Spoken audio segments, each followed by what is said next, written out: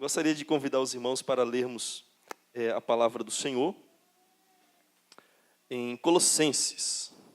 Irmãos, Colossenses é uma carta extremamente rica. Eu aprendi isso porque eu tenho um pequeno grupo de estudo bíblico, né? A maioria que frequenta esse grupo são pessoas de igrejas neopentecostais, e eu tive uma satisfação muito grande de estudar essa carta com esses irmãos, né? E perceber como que ela é relevante para nós, né? Como que muito do que nós vivemos no cristianismo hoje, muito do que o cristianismo passa, você vê que é semelhante aos problemas que os colossenses estavam enfrentando, né?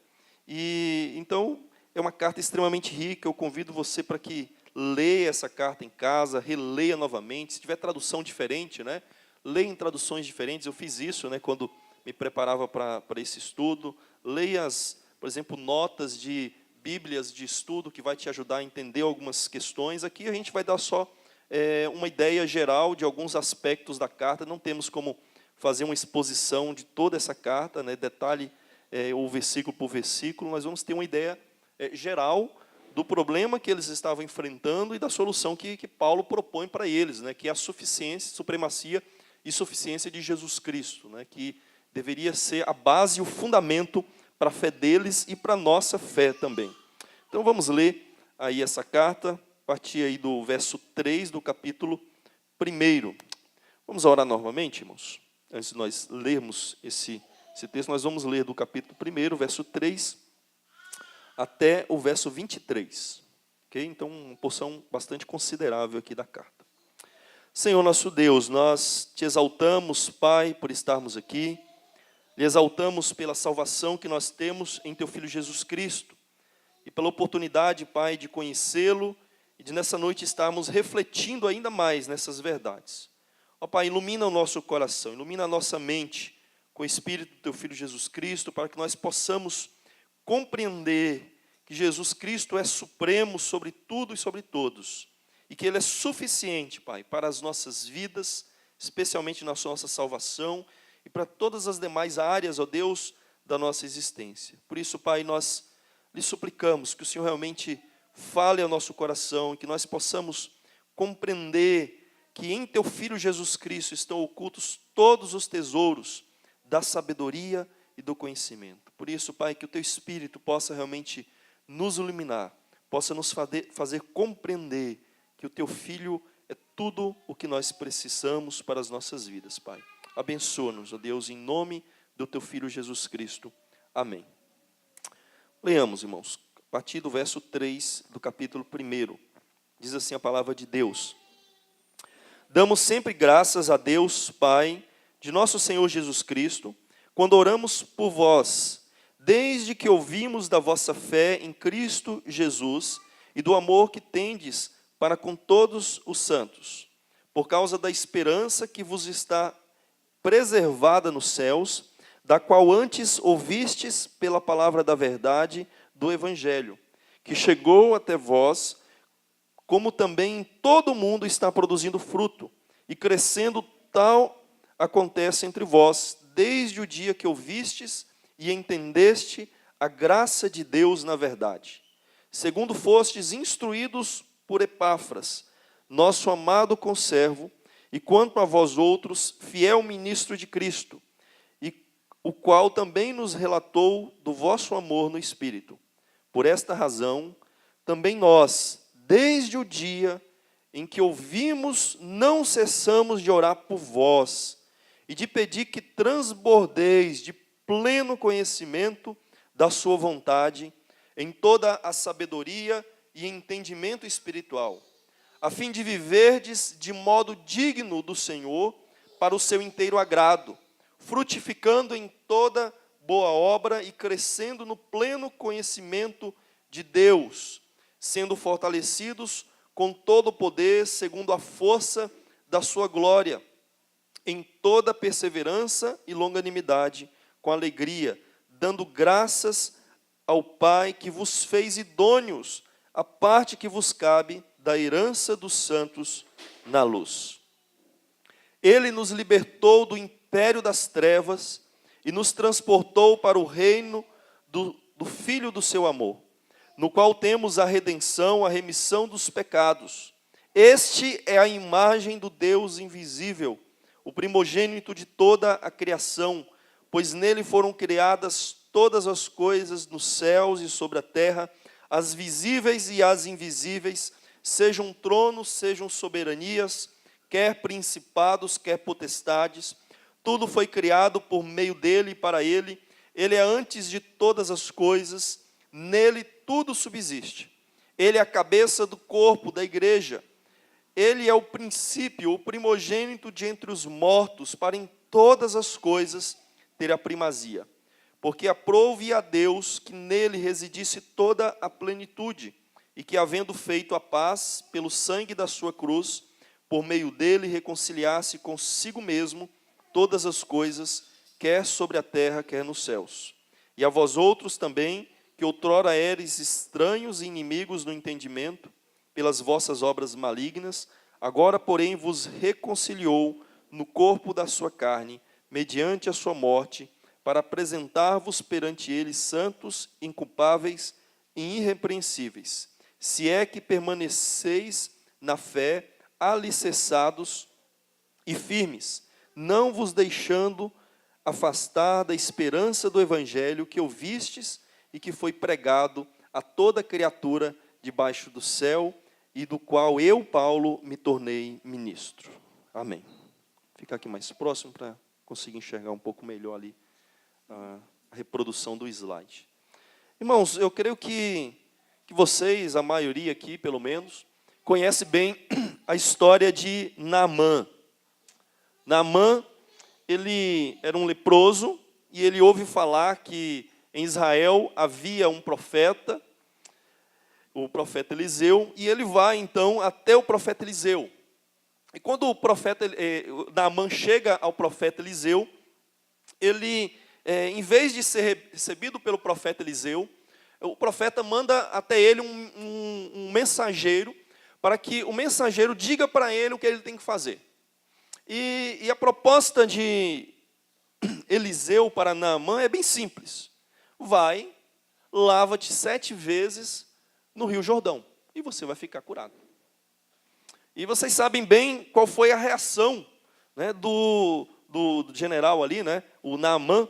Ele diz assim: pensava eu que ele sairia a ter comigo, por-se-ia em pé, invocaria o nome do Senhor, seu Deus, moveria a mão sobre o lugar da lepra e restauraria o leproso. Olha só, o que Naamã estava esperando? Estava esperando todo um ritual, alguma coisa assim mais chamativa, né? Alguma coisa que mostrasse assim mais poder, né? Que até, quem sabe, mostrasse a importância de Naamã, ele fosse ao encontro dele, mas ele nem vai ao encontro, não faz nada disso, manda ele tomar banho 7 vezes ali num rio, né? Meio sujo, meio insignificante, e ele fala: mas será que lá na minha terra não tem rios melhores?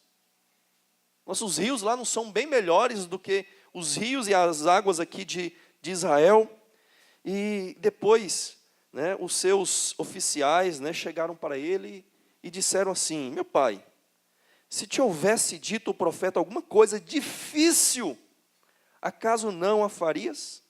Quanto mais, já que apenas te disse: lava-te e ficarás limpo. Então, olha só, eles questionam Naamã e diz o seguinte: mas se ele te pedisse uma coisa muito difícil, você não ia fazer? Se ele mandasse você fazer umas coisas assim absurdas, sofisticadas, né? Você não ia fazer? Ou ele te pediu uma coisa simples, por que você não faz? E o que isso, irmãos, tem a ver com Colossenses? Nós vamos pensar aqui nesses dias, né, sobre a supremacia e suficiência de Cristo, em que Cristo é suficiente. E o nosso grande problema, e o problema humano, é realmente crer que Jesus é suficiente. É uma proposta simples de Deus para nós. Crer em Jesus e nós seremos salvos. Crer em Jesus, estar em Jesus e nós teremos uma vida plena. Mas nós olhamos assim para essa proposta e nós falamos assim: mas é um negócio muito simples, é só crer em Jesus. Só crer em Jesus, só isso. Não tem uma coisa assim a mais que eu tenho que fazer, né? Um ritual assim diferente. ou seguir um monte assim de regras, fazer algumas disciplinas, né, rígidas, espirituais, para ter a minha salvação, ter uma vida plena, ter assim uns estados de êxtase espiritual. Será que eu não preciso de mais nada? Não.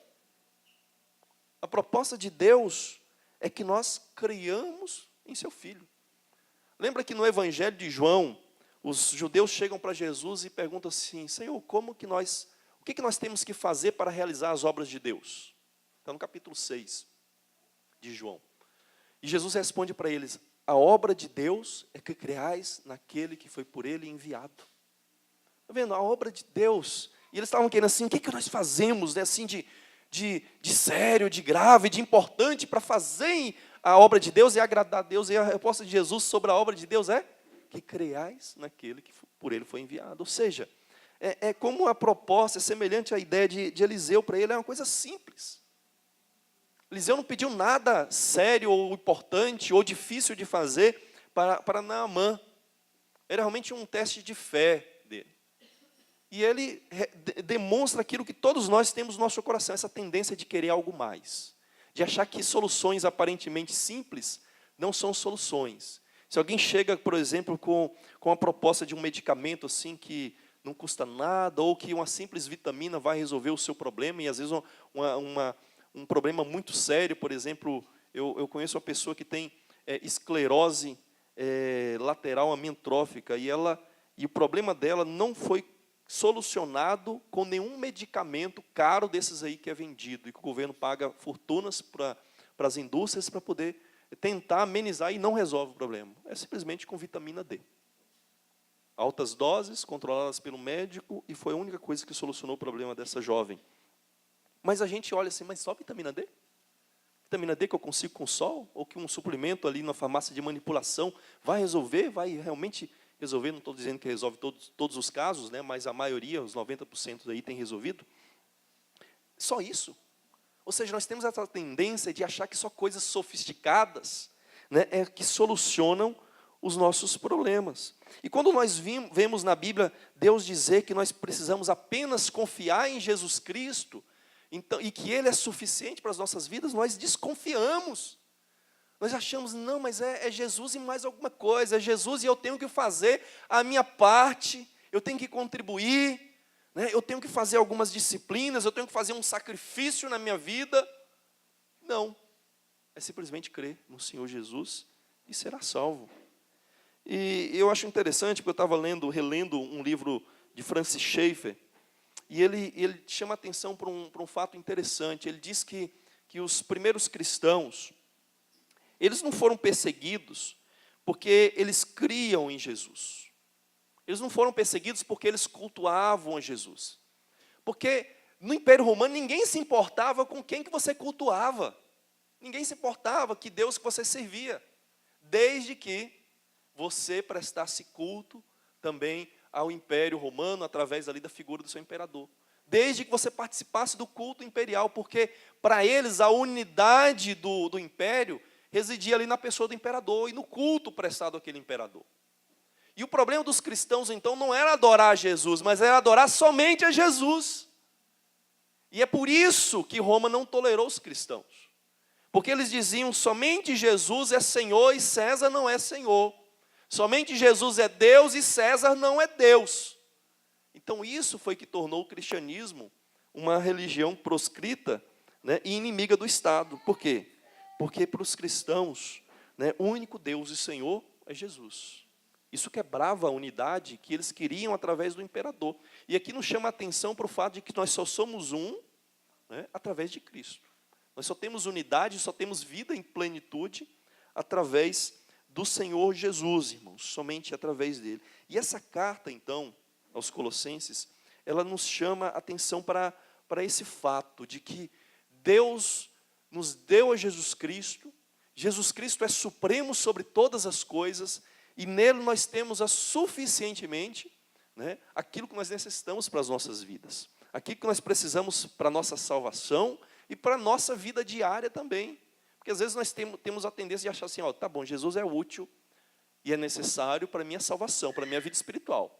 Agora no meu dia a dia, a minha família, né, os meus problemas no trabalho, isso aí Jesus já não é tão necessário, não é suficiente, eu preciso de algo mais, né, além dele. Não, queridos, Jesus Cristo é suficiente em todas as áreas da nossa vida. Então, esse é o tema geral do nosso acampamento, a supremacia e suficiência de Cristo, né, para vivermos plenamente. E hoje eu gostaria de mostrar para vocês que para nós vivermos plenamente, nós precisamos de uma compreensão da suficiência de Cristo. É o básico, é o tema geral do nosso acampamento. Nós precisamos compreender, de fato, que Cristo é supremo e que Ele é suficiente. E esse texto aqui que nós lemos, ele dá uma ideia bem clara, né, principalmente a partir do verso 13 aí, dessa supremacia de Cristo, né, de como que Cristo é supremo. E depois, mais adiante, aí, depois a partir do verso 24, né, o capítulo 2 e capítulo 3, ele vai mostrar como que essa suficiência de Cristo, essa supremacia de Cristo, desculpem, ela realmente implica numa suficiência dele para todas as áreas da nossa vida, né, principalmente na nossa salvação e também na nossa vida familiar e social. Martin Lloyd Jones, ele diz o seguinte, né, uma visão superficial da obra de Cristo produz vidas superficiais. Se nós não temos uma visão profunda, rica, plena de quem é Jesus, daquilo que Ele fez para nós vamos viver uma subvida. Nós vamos viver uma vida superficial também. Porque nós só temos vida em plenitude nele. Se nós não o conhecemos, nós não desfrutamos de tudo aquilo que Ele conquistou para nós, aquilo que Ele realmente fez por nós. Então nós precisamos compreender a obra de Cristo, né? Não só a obra, mas a pessoa de Cristo que realizou essa obra. Então, os colossenses, eles estavam passando por alguns problemas. Paulo escreve porque Epáfras, que provavelmente é o fundador da igreja de Colossenses, de Colossos, né? Ele comunicou a Paulo que os colossenses estavam sendo balançados por um ensino, uma heresia que estava adentrando ali na igreja ou na cidade, né, e estava afetando eles de alguma forma, né, e essa heresia ficou conhecida aí pelos estudiosos como heresia de Colossenses, né? Por quê? Porque parece que ela não é replicada em nenhuma outra carta do Novo Testamento. Parecia que essa heresia era algo particular da igreja de Colossos, né, ou da região ali da igreja de Colossos. Então ela ficou conhecida, né, por heresia colossense. Mas ninguém sabe totalmente, de fato, o que era aquela heresia. A gente só tem a carta de Paulo aos Colossenses, e nós podemos perceber pelos elementos da carta algumas ideias que Paulo parece estar combatendo. Algumas você vê claramente que ele está combatendo, outra você vê alusões, algumas ideias que pode sugerir que era uma heresia que ele estava respondendo ali. É como você está conversando no telefone, né, e outra pessoa está ouvindo. Só que a outra pessoa está ouvindo só você. Não está ouvindo a outra pessoa que fala com você. Então, pelas coisas que você fala, a outra pessoa vai tentando imaginar o que a outra do outro lado está falando também, né? Então, você não tem como pegar a conversa toda, mas você pega umas noções, né? Você imagina, ó, ele falou isso porque o outro deve ter falado alguma coisa sobre isso. É mais ou menos assim com as cartas do Novo Testamento. Você vai lendo ela, você está ouvindo só um dos lados da conversa, no caso aqui o apóstolo Paulo, e você tenta imaginar o que estava acontecendo do outro lado da conversa, que era com os colossenses. E pelas ideias aqui, que nós vemos na carta, nós vamos perceber que é uma mistura de diversas ideias, né? Diversos ensinos, filosofias, religiões, que estavam afetando os colossenses. Então, essa heresia era uma mistura, né, de várias ideias ali, né? Os colossenses formavam uma igreja nova e matura. Então, provavelmente, a igreja de Colossos foi formada ali quando Paulo estava em Éfeso. Éfeso foi a cidade onde Paulo permaneceu mais tempo, cerca de 2 anos e pouco, né, 3 anos. E provavelmente foi nessa época, né, e Éfeso ficava a uns 100 e poucos quilômetros de Colossos. E foi nessa época que, então, alguém se converteu, no caso Epáfras, né, o nome dele vem de Afrodite, né, o mesmo é uma contração do nome lá Epafrodito, né, são pessoas diferentes, mas a ideia era um pagão, tem um nome aí dedicado a Deus Afrodite. Ele se converteu e ele era de Colossos, então ele leva o evangelho para Colossos. E ali forma uma igreja, mas deve ter se formado aí por volta de 52, 53. e em 60 é quando Paulo está escrevendo a carta. Então, era uma igreja de 7 anos, 8 anos, ou até menos do que isso. Então, como qualquer crente novo, né, ele não tem ainda a sua fé totalmente firmada, solidificada. É por isso que Paulo vai falar, vocês têm que se manter firmes, alicerçados, não se deixando mover. Né? Ou seja, ele tem que estar firmado naquela fé em Jesus Cristo. Então, era uma igreja nova, que foi balançada, então, por esse ensino. Né? Veja, quando a gente vai lendo a carta, a gente não percebe na carta o mesmo problema dos Gálatas. Os Gálatas eles já estavam adotando o falso ensino. Mas quando você vai lendo a carta, nós lemos aqui o início, né, Paulo, inclusive, louva e elogia eles, porque eles estavam firmes, né, porque eles estavam realmente confiantes, eles tinham fé em Cristo e não estavam abandonando a Jesus. O único ponto na carta em que nós percebemos que alguma coisa que eles já estavam fazendo errado é quando Paulo fala do legalismo. Né? Como é que vocês estão se sujeitando novamente a ordenanças, a costumes e tradições humanas? Parece que esse era o único ponto ali que eles já estavam cedendo. Né? Mas nos demais pontos aqui, em pontos mais sérios, eles parece que estavam firmes pelo elogio que Paulo faz aqui na sua oração. Né? Veja aí o verso 9. Por essa razão também nós, desde o dia em que ouvimos, não cessamos de orar por vós e pedir que transbordeis no pleno conhecimento da sua vontade, em toda sabedoria e entendimento espiritual, a fim de viver de modo digno do Senhor para o seu inteiro agrado, frutificando em toda boa obra e crescendo no pleno conhecimento de Deus, sendo fortalecidos com todo o poder, segundo a força da sua glória, em toda perseverança e longanimidade, com alegria, dando graças ao Pai que vos fez idôneos, né, capazes, a parte que vos cabe na herança dos santos, na luz. Desculpa, é um pouco antes aqui, ele diz assim, ó, verso 6, aqui chegou até vós, como também em todo o mundo está produzindo fruto e crescendo, tal acontece entre vós, desde o dia em que ouvistes e entendestes a palavra de Deus na verdade, segundo fostes instruídos por Epáfras, nosso amado conservo, e quanto a vós outros, fiel ministro de Cristo, o qual também nos relatou o vosso amor no Espírito. Ou seja, Paulo elogia demais, ele não faz isso com os Gálatas. É porque os colossenses eles estavam balançados. Sabe quando você tem vários ensinos assim no meio evangélico, e a igreja aqui, a terceira igreja de Colostina, ela não adota aqueles ensinos. Mas sabe quando o crente fica na dúvida, assim, o que está acontecendo, né? Como é que eu respondo a isso? Provavelmente esse era o problema dos colossenses. Eles não tinham adotado um falso ensino, estavam ainda firmes no ensino verdadeiro, mas eles estavam sem saber responder, sem saber lidar, sem conseguir compreender totalmente, né, como que a fé deles se adequava ou respondia àquelas propostas dos falsos mestres. É o que acontece muitas vezes conosco também. E o mais importante aqui que nós vamos pensar, irmãos, é o que esse problema deles tem a ver com nós hoje.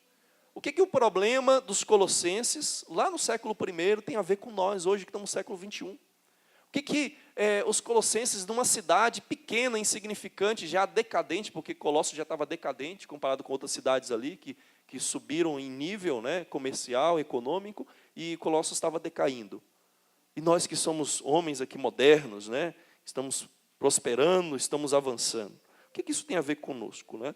E os erros deles, em muitos casos aqui, se adequam ou parecem com problemas que nós enfrentamos hoje. Nós vamos ver quatro coisas aqui.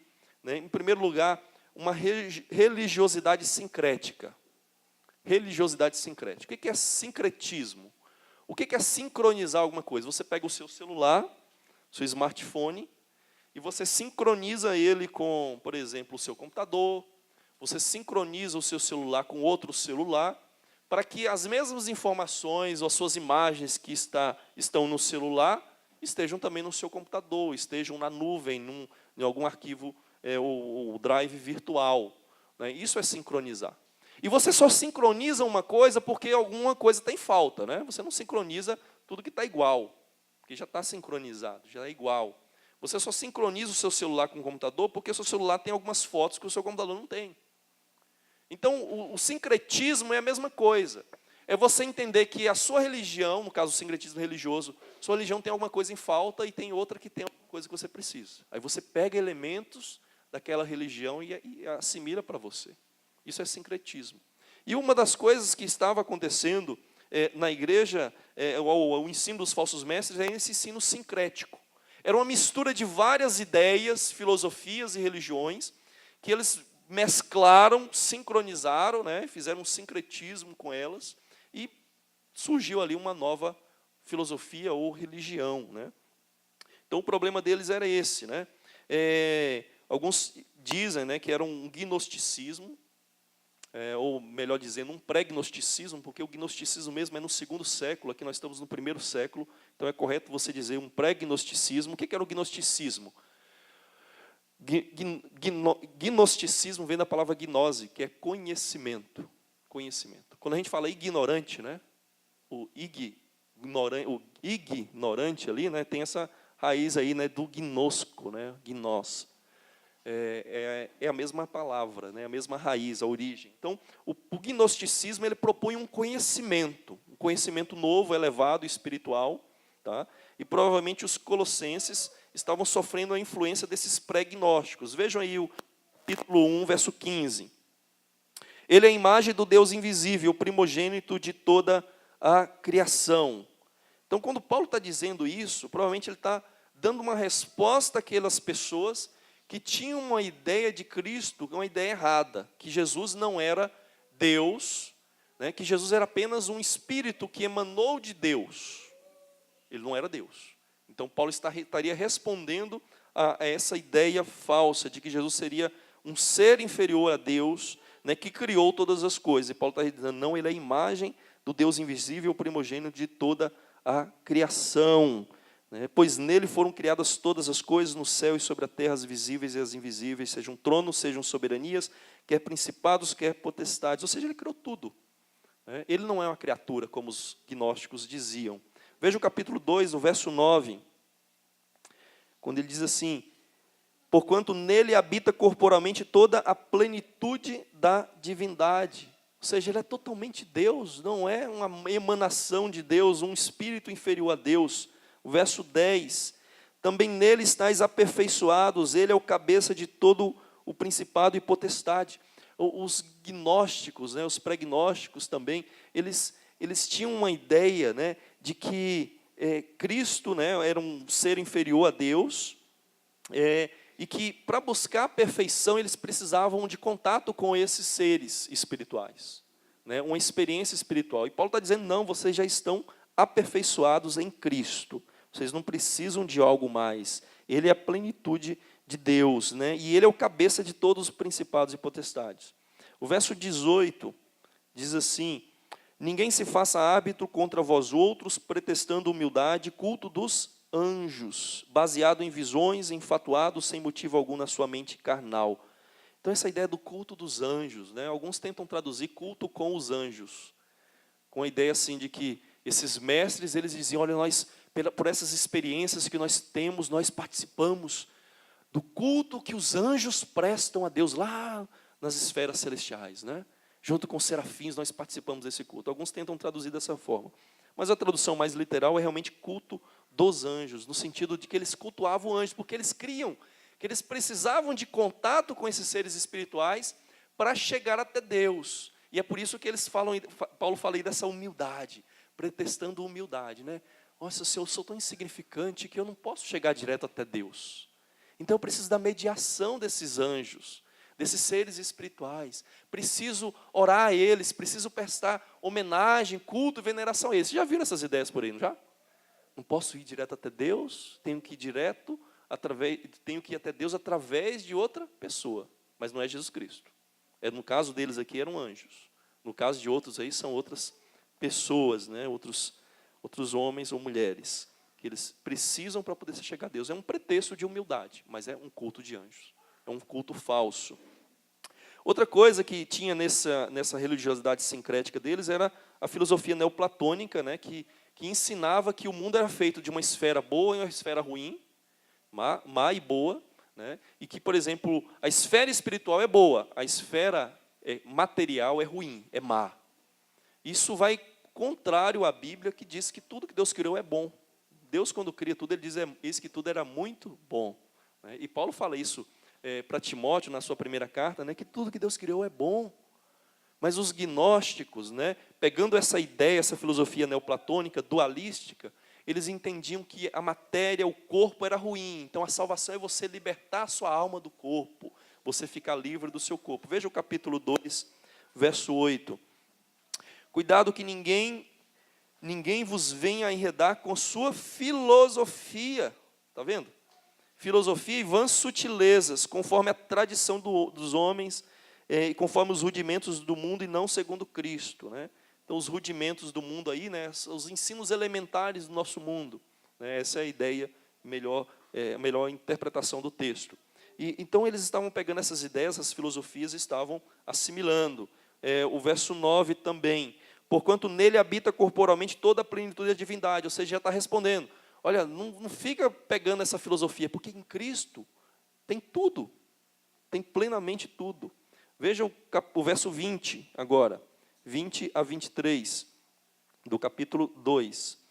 Se morrestes com Cristo para os rudimentos do mundo, novamente aparece a ideia de rudimentos do mundo, porque como se vivesseis no mundo vos sujeitais a ordenanças, não manusieis isso, não prove naquilo, não toque naquilo outro, segundo os preceitos e doutrinas dos homens, pois que tais coisas com o uso se destroem, tais coisas com efeito têm aparência de sabedoria, está vendo sabedoria, a ideia de filosofia está por trás aí, né? Como culto de si mesmo, e de falsa humildade, e de rigor ascético, todavia não tem valor algum contra sensualidade.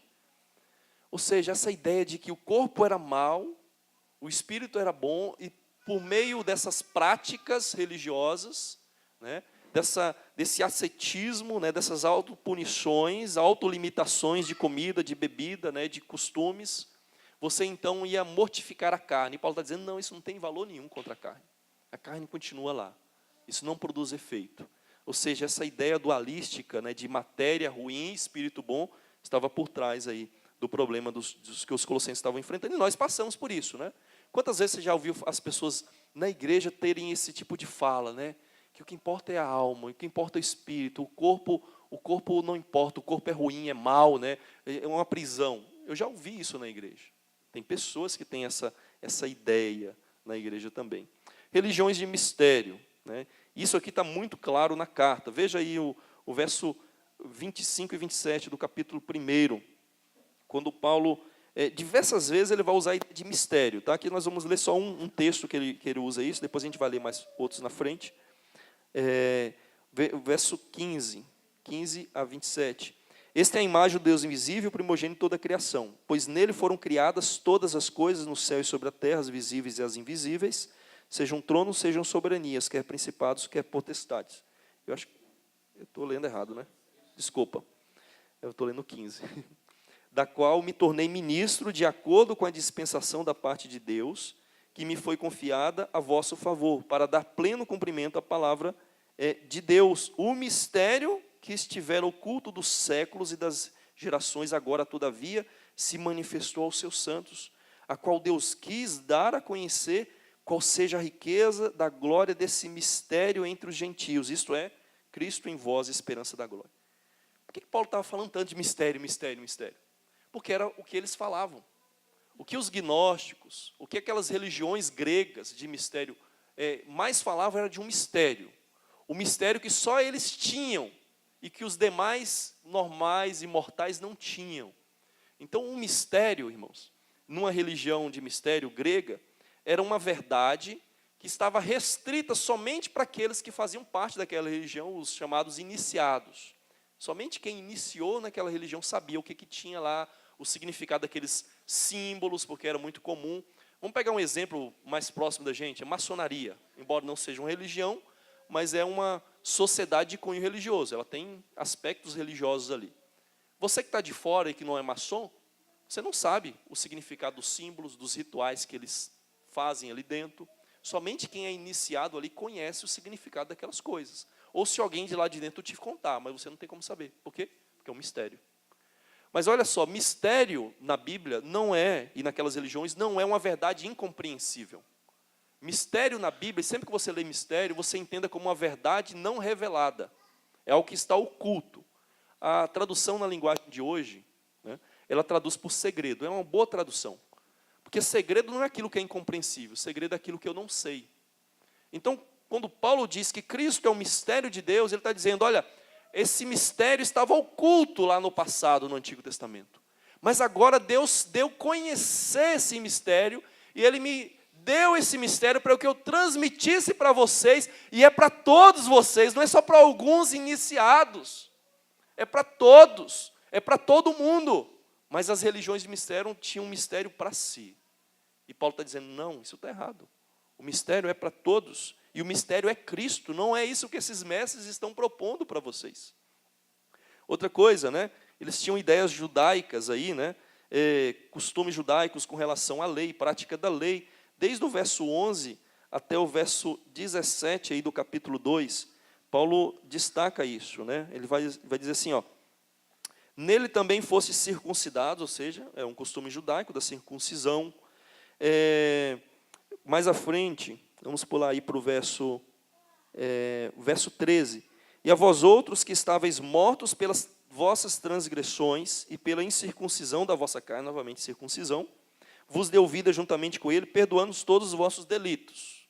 Delitos? Como assim delitos? Delitos contra o código de lei de Deus, né? Aí o verso 14. Tendo cancelado o escrito de dívida que era contra nós, que constava de ordenanças, ou seja, as ordenanças de Deus, o qual nos era prejudicial, removeu-o inteiramente, encravando-o na cruz. Né? Então ele está mostrando, olha, essa lei, né, essa lei que vocês estão procurando seguir, Cristo já removeu ela é um escrito de dívida contra vocês e Cristo a removeu. Lá no verso 20, 23 também ele vai trabalhar novamente essa ideia, né, mas nós vamos deixar isso mais para frente, ok? Também eles pegavam, claro, elementos do cristianismo. Então veja que era uma mistura. Eles misturavam aí esse gnosticismo, esse conhecimento místico, essas ideias neoplatônicas, essas ideias pegadas de religiões de mistério grega, esse judaísmo legalista, e pegavam Cristo e colocavam ali como a cereja do bolo. Está vendo? Mas Cristo está lá. E esse que é o problema, muitas vezes nosso, é achar que porque alguém fala de Cristo, então é bom.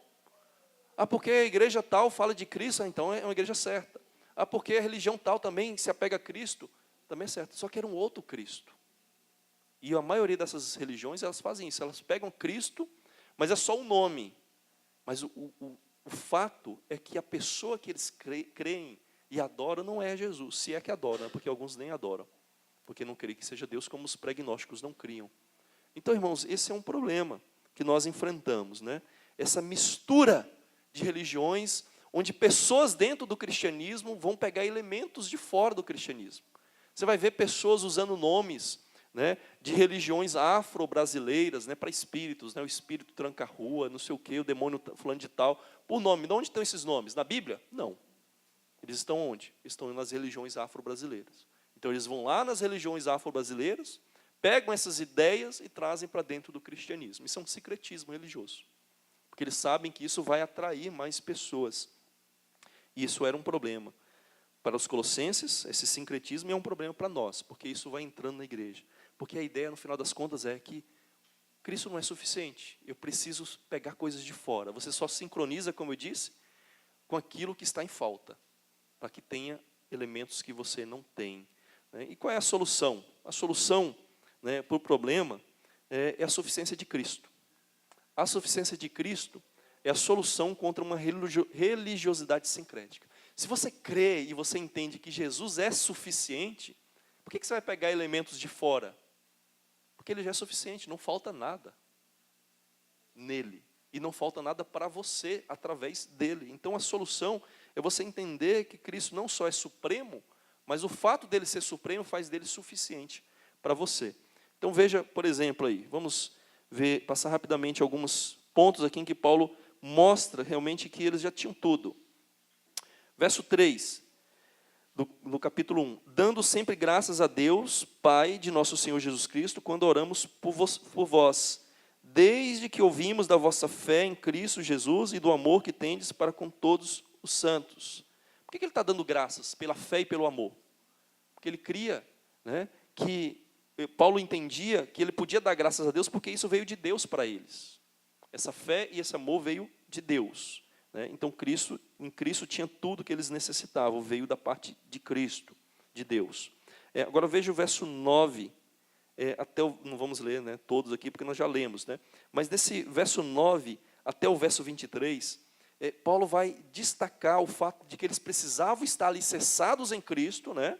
Bom, o verso 9 aí ao verso 12, ele ora pedindo para que Deus continue enchendo eles de sabedoria, de todo conhecimento da sua vontade, da sua verdade, para que eles possam frutificar, né? E no verso 13 ao verso 23, ele vai destacar o fato de que Cristo é supremo e de que Cristo concedeu tudo o que eles necessitavam. Ou seja, Cristo é suficiente para eles. No verso 26, veja aí, o mistério que estivera oculto dos séculos e das gerações, agora todavia se manifestou aos seus santos. Então, algo que estava guardado e reservado por Deus, agora foi manifesto. Verso 27, aos quais Deus quis dar a conhecer qual seja a riqueza da glória desse mistério entre os gentios, isto é, Cristo em vós, a esperança da glória. Ou seja, Cristo estava nele, e eles deveriam descansar nisso. Capítulo 2, no verso 1 a 6, Paulo diz assim: gostaria, pois, que soubesse quão grande luta venho mantendo por vós pelos laodicenses e por quantos não me viram face a face, para que o coração deles seja confortado e vinculado juntamente em amor, e eles tenham toda a riqueza da forte convicção do entendimento, para compreenderem plenamente o mistério de Deus Cristo, em quem todos os tesouros da sabedoria e do conhecimento estão ocultos. Assim digo, para que ninguém vos engane com raciocínios falazes.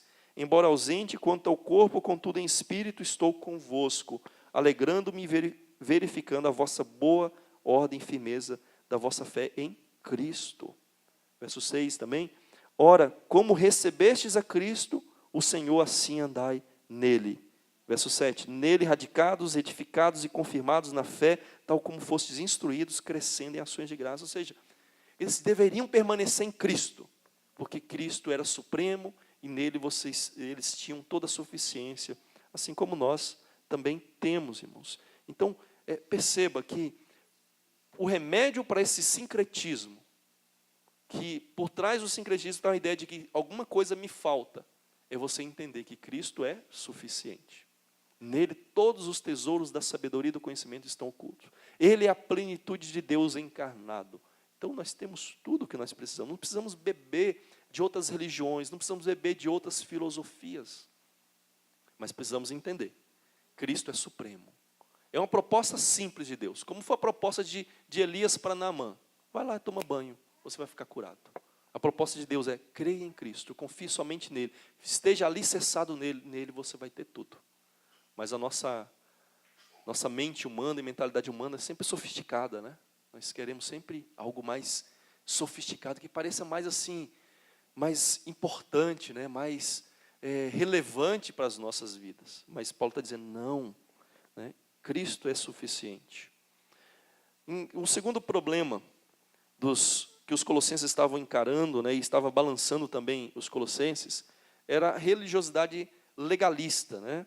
Então, o problema da religiosidade legalista, né, é que ela se apega à lei como um meio de salvação, ou um meio de você obter a plenitude, né? Ou salvação, ou no mínimo, para você ser uma pessoa plena, né, completa, e sem aquelas coisas que você faz e você cumpre, você não vai ser uma pessoa plena e completa. Então, os colossenses estavam sendo ameaçados por isso. E como eu disse, pelo menos lendo a carta e se apegando somente à carta, você vai ver que parece que esse era o ponto que eles estavam já tropeçando. Os demais pontos parece que eles não tinham cedido ainda. Então veja aí no capítulo 2, o verso 8. Alguém leia para mim, por favor. Poupar um pouco a voz.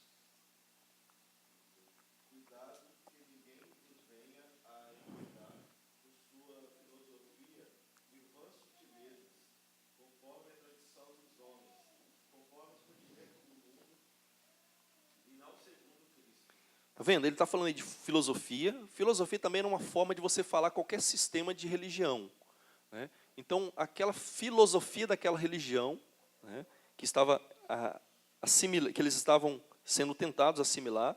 Falei de vãs sutilezas, tradições dos homens, que os judeus se apegavam bastante, né? Jesus teve muito problema com os fariseus por causa das tradições humanas. E rudimentos do mundo, aqui rudimentos do mundo é para falar de coisas elementares, né? Ensinos básicos do mundo. Ou seja, isso estava ameaçando os colossenses. Agora veja aí, alguém lê o verso 20 a 23. Do capítulo 2 também.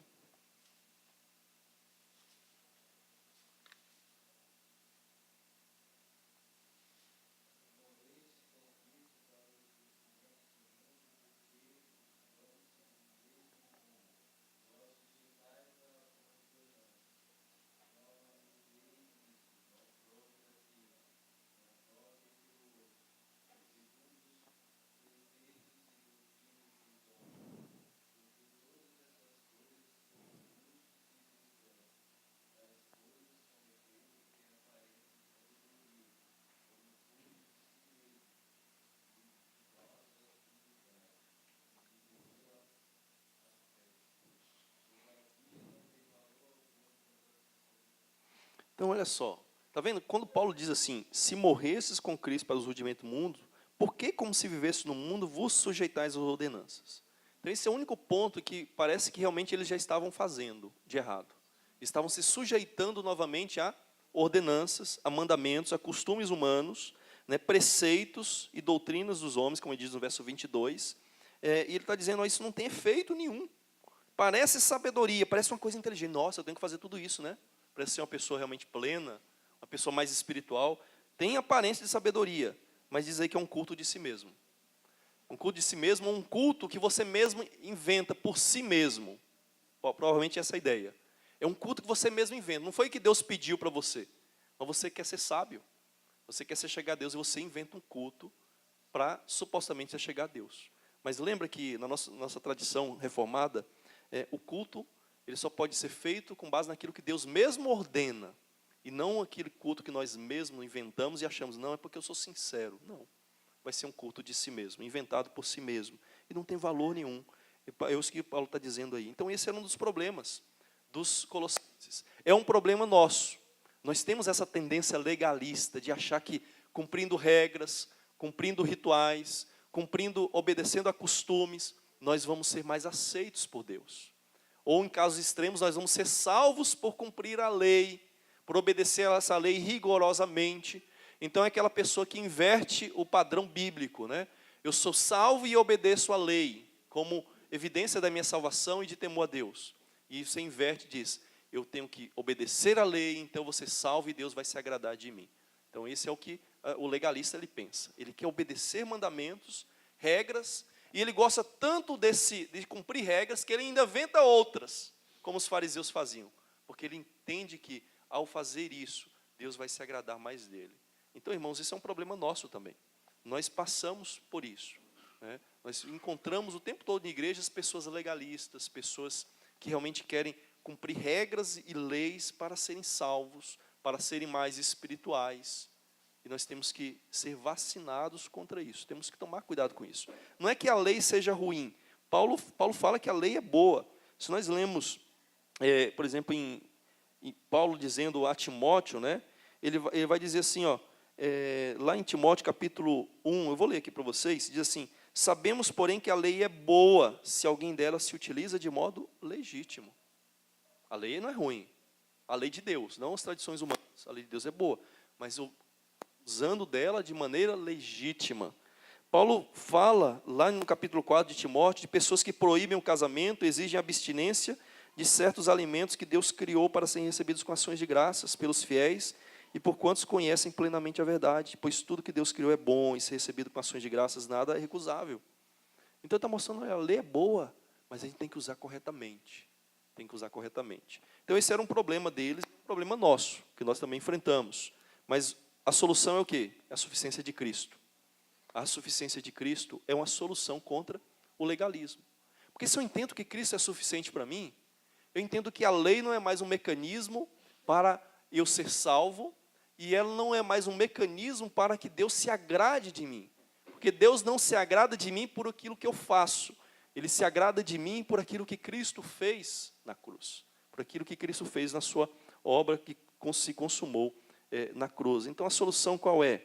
A solução é que Cristo é a realidade por trás da lei. É isso que Paulo propõe para eles. Olha o capítulo 2. Alguém lê para mim o verso 11, 16 e o 17. Capítulo 2, verso 11, 16 e 17. Paulo vai dizer que Cristo é o cumprimento da lei.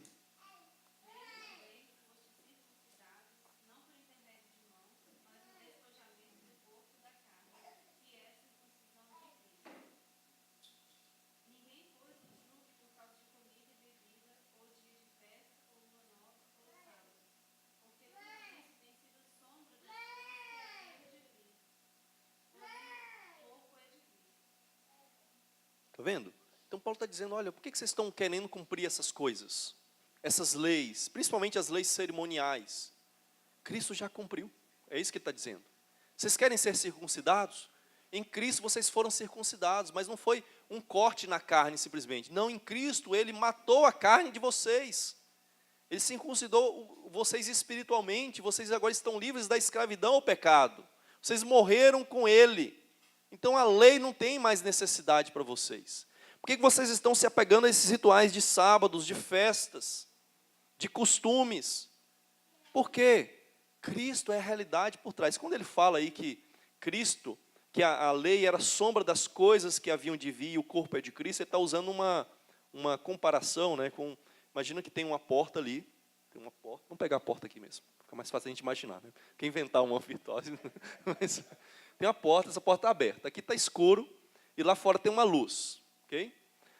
Aí vem alguém passando lá fora, aquela pessoa passando na frente da luz, a sombra dela vai ser projetada aqui dentro da sala, então você vê a sombra. Aí quando a pessoa entra, o corpo dela entra, você não vê mais a sombra, você fica olhando para a pessoa. Mas enquanto a pessoa não chegar, você via a sombra, sinalizando a chegada daquela pessoa. E Paulo está dizendo, olha, a lei era a sombra de Cristo. Agora o corpo chegou, é Cristo, já veio. Então eu não preciso mais da sombra, eu não preciso mais dos rituais do Antigo Testamento, dos sacrifícios, das cerimônias, da circuncisão, porque a realidade chegou. Por que eu vou me apegar à sombra?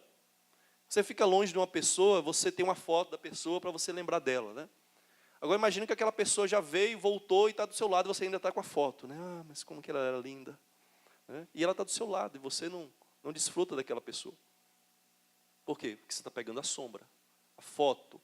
Então Paulo está dizendo, olha, Cristo chegou, por que vocês estão se apegando à foto dele, à sombra dele? Agora, se apeguem a ele, ele cumpriu toda essa lei. Então, a realidade de Cristo, né, que está por trás da lei, é um remédio contra esse legalismo nosso, de querer obedecer e fazer festas judaicas, como algumas igrejas ficam fazendo, né, querer guardar sábados, porque Cristo cumpriu, a realidade Cristo trouxe, nós não precisamos mais da sombra, é o mesmo que você largar aquilo que é superior por aquilo que é inferior, que é a sombra dele. Outra coisa, que também é uma solução contra o legalismo aqui, dentro dessa mesma ideia, né, é que Cristo fez tudo para a nossa salvação. Porque uma das ideias por trás do legalismo é que eu preciso ainda fazer alguma coisa para a minha salvação. Mas Paulo está dizendo que Cristo já fez tudo. Veja aí o verso 11 e 12. Nele também fostes circuncidados por intermédio, não por intermédio de mãos, mas no despojamento do corpo da carne, que é a circuncidão de Cristo. Então, ou seja, vocês já estão circuncidados. Ele está falando já com um fato do passado. E o verso 12. Tendo sido sepultados juntamente com ele no batismo, no qual igualmente fostes ressuscitados mediante a fé no poder de Deus, que o ressuscitou dentre os mortos. Então observe, fostes circuncidados, fostes mortos e fostes ressuscitados. Ele não vai ser ainda, mas já foram em Cristo. Ele está dizendo, ó, Cristo já consumou a salvação de vocês. Então ele já realizou para vocês. Então não fica tentando realizar ainda a salvação que Cristo já fez por vocês. Olha o capítulo 2, que o verso 10. Eu li errado, né? Era para ser o 11 ali, o 12 do 1. Desculpem. Mas agora a gente volta. Eu li aqui do 2, né? O 12, o 11 e o 12, né? Que também tem a ver. Que embora não esteja ali. Mas deu certo. O 11 e 12 agora do capítulo 1. Diz assim: sendo fortalecidos com todo o poder, segundo a força da sua glória, em toda perseverança e longanimidade com alegria, dando graças ao Pai, que vos fez idôneos a parte que vos cabe da herança dos santos na luz. Olha só, ele está dizendo, Deus já fez vocês idôneos, capazes, para receberem a herança. Vocês não têm que se tornar capazes ainda, mas vocês são capazes por aquilo que Deus já deu para vocês. Está vendo, irmãos? Isso é um remédio contra o legalismo. O legalista está achando que ele tem que fazer alguma coisa ainda para ser capaz, para ser idôneo de herdar a salvação. Mas a religião cristã diz, Deus já tornou-nos capazes em Jesus Cristo. Ele já nos deu a herança, nós só aguardamos receber plenamente isso. Então nós não temos que realizar mais nada. O verso 15 do 2 agora sim. Quando eu errar aqui o versículo, irmãos, vocês falam, tá? Corrigem o pastor. 15. E despojando os principados e as potestades, publicamente os expôs ao desprezo, triunfando deles na cruz. Olha só, Paulo está dizendo, olha, na cruz, Cristo pegou os demônios, né? Aqui os principados e potestades é uma referência aos demônios, os poderes espirituais, né? Nas regiões celestiais. Ele diz, ele pegou esses principados e ele despojou, ele tirou tudo que eles têm, as armas e os bens, os pertences deles, e ele triunfou deles, expondo eles ao desprezo. É uma imagem de um general, né? Se você pesquisar um pouquinho nos comentários, você vai ver a imagem de um general romano, que ele vencia um povo, e ele pegava então os seus cidadãos, e principalmente os outros soldados, ele desarmava, despia, pegava eles nu, acorrentavam, e eles entravam em Roma, construíam um arco do triunfo, né? E a gente tem vários arcos do triunfo, de Constantino, o mais conhecido é o de Tito, né? E eles passavam então em procissão debaixo daquele arco do triunfo. E ele está dizendo então, Cristo fez isso. Na cruz, Cristo despojou os demônios de tudo que eles tinham, principalmente do seu poder acusador, e ele os acorrentou, e ele triunfou sobre eles e humilhou eles. Ou seja, já fez tudo. Por que vocês estão com medo de demônios? Tentando dominar demônios através de práticas místicas. Cristo já fez isso, ele despojou eles não têm mais poder, autoridade. Não está dizendo que eles não tentam, que eles não perseguem, está dizendo isso, está dizendo que eles não são nada. Porque Cristo já triunfou, eles não têm poder, eles não têm autoridade. Lembra em Apocalipse, que diz que Miguel e seus anjos lutaram contra Satanás e seus anjos, e foi expulso o dragão, a antiga serpente. E diz lá, eles o venceram por causa do sangue do Cordeiro. E diz lá que o acusador, ele não tem mais poder para acusar. Por quê? Porque Cristo realizou a sua obra. Cristo os despojou de todo o poder que eles tinham. Então, não ficam mais tentando realizar a salvação por si mesmos, em outras palavras. Verso 19.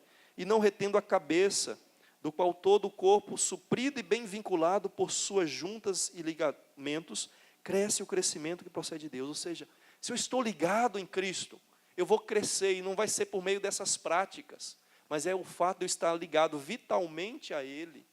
Então eu tenho tudo que eu necessito para a minha vida. Então, irmãos, percebam, né? Eu vou parar por aqui, Tiago, nesses dois primeiros, e amanhã a gente continua a partir dos outros dois aqui, porque senão a gente vai delongar bastante. Nós pensamos aqui dois problemas que atingiam os colossenses, e que atingem nós também. Em primeiro lugar, o sincretismo. O sincretismo diz, tem alguma coisa em falta comigo, tem alguma coisa em falta no meu cristianismo, e eu preciso pegar de algum lugar. Eu preciso pegar de uma filosofia, de uma ciência, de uma outra religião, e eu preciso praticar isso na minha vida para que eu tenha a plenitude, eu seja uma pessoa mais espiritual, mais próxima de Deus. Mas não, Cristo é suficiente. Nele você já tem todos os recursos necessários para a fé de vocês. O segundo problema que eles enfrentavam era o legalismo. O legalista diz, eu preciso fazer alguma coisa para ser aceito por Deus ou para ser salvo. Eu preciso realizar a lei perfeitamente para que Deus olhe para mim, se agrade em mim e me recompense. Mas em Cristo nós já temos isso. Cristo cumpriu a lei por nós. Cristo pagou a penalidade da lei por nós. E Cristo nos dá tudo aquilo que é necessário para a nossa vida, para a nossa piedade. O Pedro diz isso na sua segunda carta, né? Então, irmãos, nós não necessitamos de mais nada. Então, o remédio, a solução para os nossos problemas, né, religiosos hoje, é nós entendemos que Cristo é supremo, que Cristo é suficiente. Então, nós não precisamos de mais nada. Nós precisamos, como diz Paulo aqui, é nos manter firmados nele, é nos mantermos alicerçados nele, é não nos deixarmos ser removidos dessa esperança que temos em Cristo. Porque o tempo todo o mundo está propondo para a gente alguma coisa a mais. O tempo todo as coisas estão sussurrando na nossa vida assim, mas é só Cristo. Tem certeza? Você não quer colocar mais uma coisinha? Ó, se você fizer isso, você vai ser mais espiritual. Ó, se você passar por essa experiência, você vai ter mais. Né? O tempo todo, na igreja, fora da igreja, no mundo, estão propondo para nós alguma coisa a mais sofisticado. E nós estamos esperando alguma coisa a mais, que não está em Cristo. Quando tudo nós temos em Jesus Cristo. Então, irmãos, que Cristo realmente possa ser o centro das nossas vidas. Que realmente nós possamos nos manter firmes nele. Entender que realmente Ele é supremo, sobre tudo, sobre todos. E que, como Ele é supremo e não existe ninguém acima dele vem tudo que nós precisamos para as nossas vidas. Nós só precisamos, como Ele mesmo respondeu, né, para realizar a obra de Deus, é crer nele. Só creia. É só isso mesmo, é só crer. É só crer, mais nada. Crê no Senhor Jesus e será salvo. Então que Deus nos abençoe, que Deus nos ajude, irmãos, a nos mantermos firmes e alicerçados no Senhor Jesus Cristo.